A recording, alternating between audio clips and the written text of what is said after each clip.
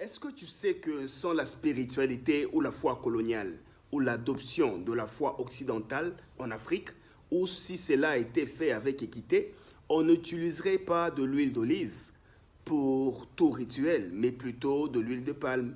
Parce que depuis des millénaires, l'huile de palme a toujours été utilisée, donc l'huile rouge comme huile d'onction, huile de purification symbolisant le sang vital, la connexion avec l'esprit ou la déconnexion avec les mauvais esprits. C'était cette huile traditionnellement qui a toujours été utilisée.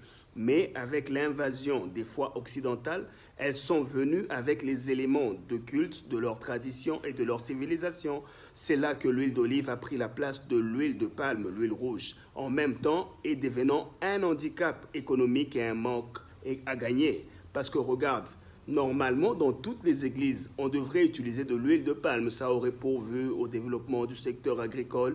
Oui, nos planteurs, nos agriculteurs auraient un marché de débouchés où ils pouvaient vendre leurs produits et ainsi revitaliser cette économie. Mais même là, la foi occidentale nous a imposé l'huile d'onction comme huile d'olive que beaucoup par tradition ont adoptée. Or, à la base, par nature et connexion, l'huile la plus efficace pour un travail spirituel en Afrique n'est pas l'huile d'olive, c'est plutôt l'huile rouge, l'huile de palme. C'est l'une des raisons aussi pour lesquelles certains travaux ne fonctionnent pas sur des Africains, parce que la connexion naturelle était prévue avec l'huile de palme. Mais l'huile d'olive, par occidentalisation et beaucoup d'intérêts économiques, a influencé ou imposé.